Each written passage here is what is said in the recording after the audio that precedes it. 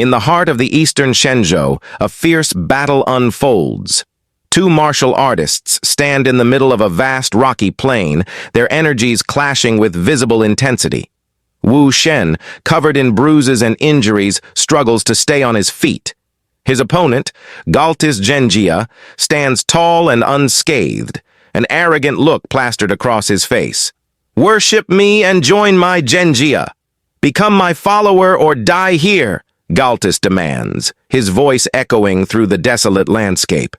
Wu Shen coughs, blood splattering from his mouth as he attempts to catch his breath. The pain coursing through his body is nearly unbearable, but he refuses to yield. Galtis, unimpressed by Wu Shen's resilience, decides to end the battle swiftly. With a swift motion, he uses his skill to grab Wu Shen, his grip like a vice. Wu Shen gasps, feeling the intense pressure crush his ribs. His vision blurs, and more blood drips from his lips. Suddenly, a massive golden hand materializes out of thin air, rushing toward Galtis with incredible speed. The hand, made of pure spiritual power, glows brightly as it slams into Galtis. The impact is tremendous, causing Galtis's elaborate armor to shatter into pieces. The force sends him flying backward, and he crashes into the ground with an explosive impact. The ground trembles from the collision.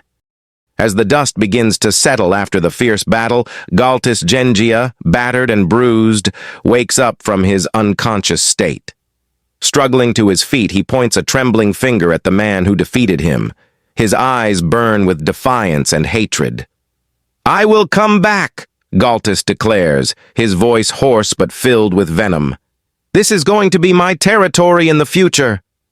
With that, he turns and limps away, leaving a trail of broken armor and crushed pride behind him. Wu Shen, still reeling from the recent events, watches Galtis disappear into the horizon. He is in a state of shock and fear, realizing that there exists another expert far more powerful than the one he just faced. The weight of this realization presses heavily on his mind. He speculates that this mysterious savior must be in the heaven and earth realm, a level of power he can barely comprehend. Wu Shen collapses onto the ground, his body finally giving in to the exhaustion and pain. He takes a moment to gather his thoughts and calm his racing heart. Then, with deep sincerity, he bows his head and expresses his gratitude to the one who saved him. "Thank you," Wu Shen says, his voice filled with reverence. "Thank you for saving my life. May I ask your honorable name, senior?" The handsome man, our protagonist of this unfolding story, looks at Wu Shen with kind eyes and a gentle smile. "You can call me Ling Ge," he replies. Back at his residence, Ling Ge sits on a comfortable chair, finally able to relax. He takes a sip from his cup of water and lets out a contented sigh. The place is quiet, a stark contrast to the chaotic battlefields and bustling cities of eastern Shenzhou. He has been living here for 10 years, and he often reflects on the strange journey that brought him to this world. Our protagonist crosses over to this world from another place entirely, an experience that still baffles him. For the past decade, he has lived in seclusion, honing his skills and understanding the mysterious spiritual power that now courses through his body. Though he appears as beautiful as a woman, with delicate features and a graceful bearing, he is very much a man, a fact he humorously notes while chuckling to himself. "Eastern Shenzhou," he murmurs, setting his cup down, "a world where strength is paramount and the martial path is supreme." He leans back, closing his eyes, and allows his mind to wander back to his first days in this world. When he first arrived, disoriented and confused, he quickly realized that he was in a place where the strong dominated and the weak perished. His appearance drew unwanted attention, and some unsavory individuals approached him with ill intentions. At that time, Ling Ge had no cheat skills or systems to protect himself, no hidden advantages to rely on.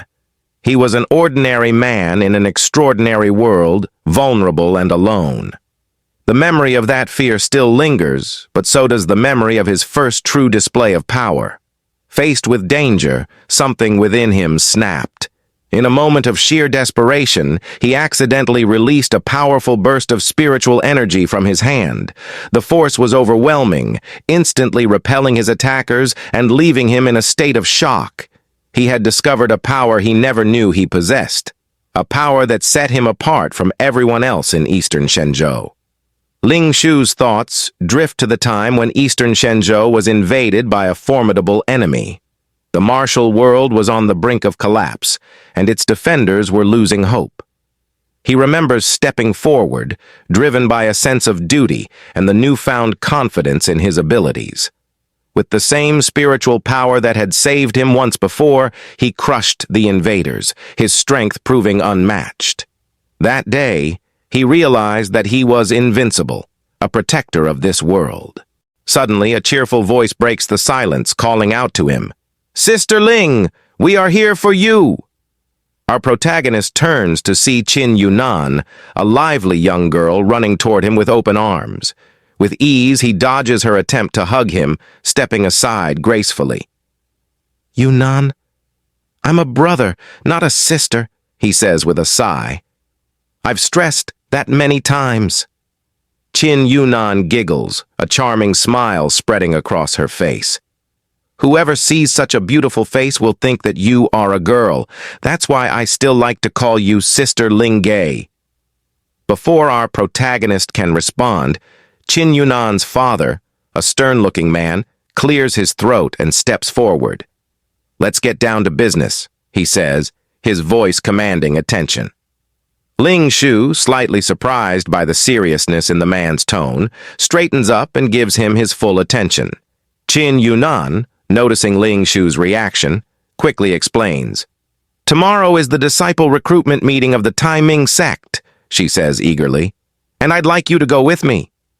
Ling Shu, in the middle of taking a sip of water, chokes and spits it out in surprise. "What did you say?" Qin Yunan's eyes fill with tears, her expression turning pleading. "Please, come with me to the Taiming sect, okay?" Ling Shu looks at the delicate, tear-streaked face of Qin Yunan, feeling his resolve weaken. Despite being invincible in this world, he finds it incredibly difficult to resist her cute, earnest expression. He sighs, knowing he can't refuse her request. "All right, Yunan," he says gently. "I'll go with you." Following that, Qin Yunan turns to her father with a curious look. "Father, can you tell Ling Ge about the Taiming sect?" Her father nods, willing to share his knowledge. "In the Eastern Shenzhou, there are many sects, and the Taiming sect is one of the most famous and promising. It is located in the south of Liming Mountain and is ranked in the top 300 on the martial arts list." Our protagonist, intrigued, asks, "What is the martial arts list?" Qin Yunan's father expression changes to one of frustration. "You don't even know this?" he exclaims. Our protagonist raises his hands defensively. "I'm just an ordinary person. How could I possibly know?" After calming down, Qin Yunan's father says, "Yes, you are not a martial arts practitioner. It is normal that you don't know. Let me explain." Without wasting a moment, he begins. "The martial arts list is a ranking made by the Lord of Martial Arts, Wu Shen. It was established after the suppression of the invaders by the martial emperor, Ling Shu, 10 years ago. It is well known to all martial arts practitioners.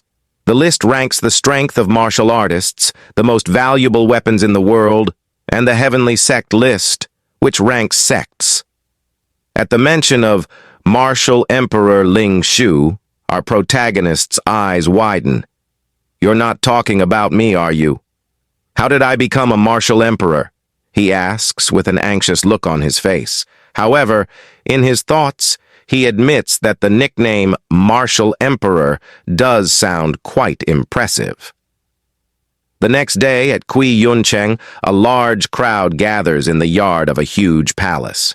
The air buzzes with excitement and anticipation. Just then, a beautiful lady named Bai Su Ling appears before them, her presence igniting the enthusiasm of the crowd. Her graceful demeanor and radiant smile captivate everyone. Following her entrance, a man holding a scroll steps forward and addresses the crowd. This year, we will start the recruitment test for the disciples of Tai Ming sect. Please take the test in order. Our protagonist, Ling Ge, standing beside Uncle Qin, turns to him and asks, "This is it? Is this the recruitment test for the Tai Ming sect's disciples?" Uncle Qin nods. Yes, it's actually quite simple. The participants step forward one by one to touch the stone monument. If you have the talent to practice martial arts, you can activate the stone monument. The better the talent, the more stars will light up on the stone monument, up to 7 stars. If no stars light up, it means there is no talent for martial arts at all. Curiosity piqued, Ling Ge asks, "Uncle Qin, how do you know so much about it?" Uncle Qin's face shows a hint of embarrassment. "I participated in the Tai Ming recruitment test back then, but I was not selected." Just then, Bai Su Ling's eyes fall on Ling Ge. His handsome face stands out in the crowd, and she orders him to take the test with a smile on her face. Ling Ge, who didn't expect this attention, is momentarily shocked. After walking through the stairs and reaching the stage, our protagonist, Ling Ge, stands in front of the lady with black hair. He silently praises her beauty in his mind, noting her grace and elegance. Gathering his thoughts, he then asks, "Can I let my sister take the test after I'm done?" Bai Su Ling, the lady, smiles warmly and replies, "Of course you can."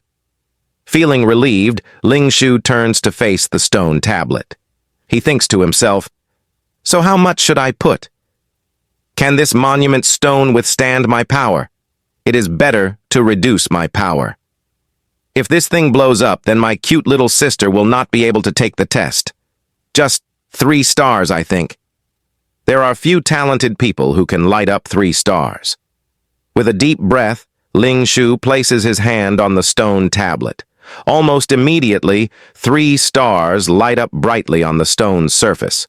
The crowd gasps in astonishment, voices murmuring excitedly. "I can't believe it's 3 stars!" someone exclaims. "I never expected to see a 3-star today." Suddenly, a beautiful girl with white hair named Mu Yueqing rushes toward Ling Ge. She throws her arms around him, hugging him tightly. "We will be disciples in the same sect from now on. Take care of me," she says with a cheerful voice. Ling Ge, holding her in his arms, is momentarily taken aback by her sudden affection. Look at her, he thinks. She's so soft. It feels so good.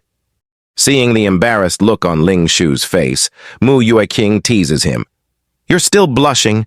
We're both girls. There's nothing to worry about." Turning his head away, Ling Ge responds, "You can't do that, miss. Can you let go of me first?" At that moment, Mu Yueqing places her hand on Ling Ge's chest and says with a surprised voice, "You're actually flat-chested." Hearing her words, Ling Ge feels a surge of frustration and anger, thinking to himself that it's because he is a man. Just then, he leans close to Mu Yueqing's ear and whispers, "To tell you the truth, I'm a man." Mu Yueqing's face turns crimson upon hearing this revelation. She quickly pushes Ling Ge away and runs off, clearly flustered. Ling Ge heaves a sigh of relief and mutters to himself, "It seems like I took advantage of her. Oh, it's not my fault that I look like this." Following that, Bai Su Ling approaches Ling Ge, observing him closely. "The others don't seem to realize that you're a man. Even I didn't think there would be a man like you who is even better looking than a woman." With a calm expression, Ling Ge replies, "It's not my fault that I am handsome. I've been misunderstood not once or twice. I'm used to it." He then points his finger toward the stone tablet and says, "I guess I'm qualified, right?" Bai Su Ling smiles warmly. "Of course, to be able to light up 3 stars out of 7, you're already considered a genius. My name is Bai Su Ling. I'm the chief senior sister of the Tai Ming sect. From now on, You'll be my junior brother. Ling Shu nods appreciatively. Thank you, senior sister Bai. Bai Su Ling then calls out, Little sister, it's your turn to take the test. Qin Yunan walks toward the stone tablet, her steps hesitant and filled with anxiety. She pauses for a few seconds, taking a deep breath to calm herself. Finally, she places her hand on the cold surface of the stone tablet. Suddenly, the stone tablet starts shining with a vibrant blue light. The crowd gasps, and the atmosphere becomes electric with anticipation. The blue light intensifies, and to everyone's astonishment, 6 stars appear on the stone tablet, shining brightly. The elders of the Tai Ming sect exclaim with joyful looks on their faces. 6 stars! She's a 6-star talent! God bless my Tai Ming sect! My Tai Ming sect will be famous in the future! Meanwhile, Ling Shu, standing nearby, feels a little bit upset because of the noise. Despite this, he can't help but admire the brilliance of the martial master's idea about the stone tablet that reveals the talent of individuals so clearly. With shining eyes, Bai Su Ling declares, Only the legendary Ling Shu has ever lit up 7 stars. Even the martial god is ashamed of himself in front of him. As the strongest man in the eastern Shenzhou, he is the goal of all martial artists. He's also my idol. In his mind, Ling Shu clenches his fists and mutters with an angry face, It's me! It's me! I'm your idol! After the test concludes, the crowd begins to disperse.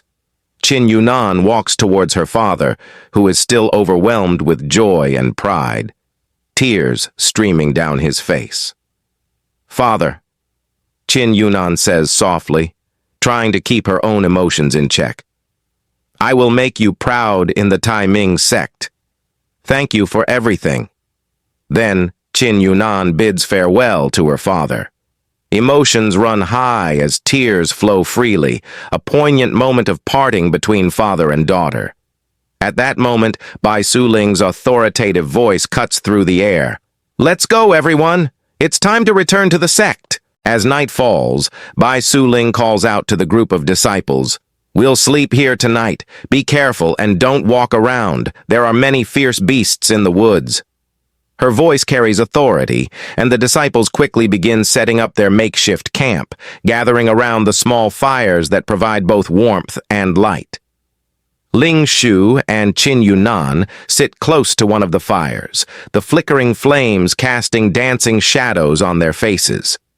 Qin Yunan, with a playful glint in her eyes, nudges Ling Shu. It seems everyone still thinks you're a girl, she teases.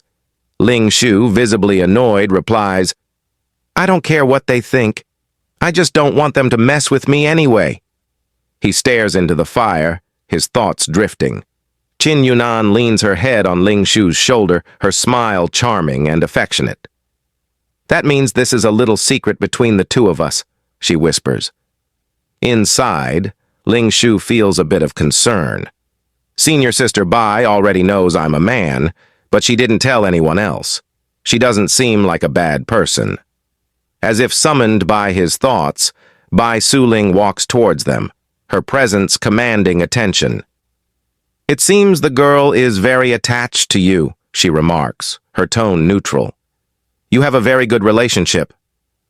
Qin Yunan looks up at her senior sister and then, glancing down at her own flat chest, a wave of frustration washes over her. Compared to Bai Su Ling's impressive figure, she feels inadequate. Ling Shu notices the change in her demeanor and tries to comfort her. Yunan, you don't have to worry about that. They will definitely grow in the future, he says, his voice gentle. Unfortunately, his words have the opposite effect. Qin Yunan's frustration boils over into anger. With a fierce look on her face, she snaps, So you like women with big breasts? Ling Shu, trembling in fear and sweat dripping from his face, frantically denies her accusation. No.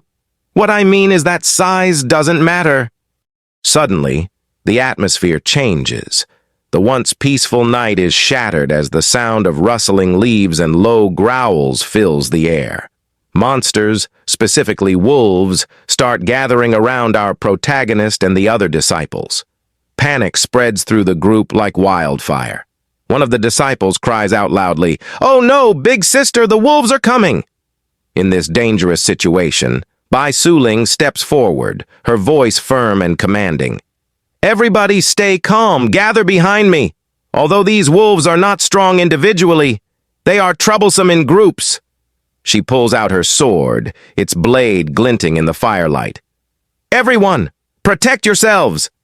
Qin Yunan, her face pale with fear, grabs onto Ling Shu's clothes. "Brother Aya, what should we do?" Ling Shu places a reassuring hand on her shoulder. "Don't be afraid, I'm here," he says confidently. Just then, Ling Shu channels his spiritual power. It forms into the shape of a cannon, which he aims at the approaching wolves. With a swift motion, he releases the power, and a massive explosion ensues, engulfing the wolves in a burst of light and sound. The wolves are obliterated in an instant. Bai Suling and the other disciples stand in stunned silence, unable to comprehend what just happened.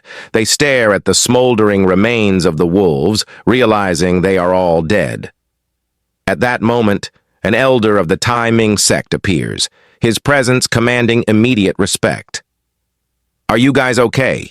he asks, his voice filled with concern. The disciples, still in shock, start praising the elder for his strength and assume he is the one who came to their rescue. "Thank you, elder, you're so strong," they exclaim. "You saved us." The elder, looking confused, mutters, "What's going on? When did I become so beloved? And aren't these all new disciples?" He glances around, but decides not to investigate the matter further. Instead, he approaches Bai Suling. "Don't panic. I'll escort you all to the Tai Ming sect." Meanwhile, Ling Shu stands quietly, a proud smile playing on his lips. He thinks to himself, "Everything I did was not just a coincidence. I timed the arrival of the elder perfectly to strike using my skill, the Armstrong vacuum aura cannon." After they reach their destination, Elder Min orders everyone to follow him. He reminds them sternly, "This is a test. Proceed with caution." One of the disciples, eager to prove himself, steps forward and starts jumping from one floating stone to another. His movements are shaky, and at one point, he almost loses his balance and nearly falls into the abyss below. Luckily, he avoids a tragic result. Next, Bai Suling steps forward with a confident smile. She moves gracefully, displaying her skill as she effortlessly jumps from one floating stone to another. Her elegance and precision make everyone gasp in admiration. "Look at her! Big sister is moving so elegantly," one disciple exclaims. "As expected, she's a senior sister." "Not only is she the most beautiful woman in the outer sect, but she is also so strong," another adds. Amid the chatter, someone says something that piques everyone's interest. "I heard that in the inner sect of Tai Ming sect, there are also many brothers who admire senior sister." Ling Shu, intrigued by this topic, turns to a fellow disciple. "Brother, you said that Sister Bai is the most beautiful woman in the outer sect, right?" The guy nods proudly. "Yes, the number of people who have confessed their love to Big Sister is incredibly high in the Tai Ming sect. But none of them succeeded. They were all rejected. Not only that, those who tried to use force on Big Sister were beaten to the point of being unable to take care of themselves." Ling Shu listens intently, his interest in Bai Suling growing. He looks at her, watching as she continues to display her skills. There is something about her strength and beauty that captivates him. Just then, Qin Yunan says to our protagonist, "Let's go too." Feeling worried for her, our protagonist suggests, "Do you want me to carry you?" Qin Yunan shakes her head and starts jumping on the floating stones with ease. Seeing this, our protagonist feels a sense of relief and says to himself, "I was worried for nothing."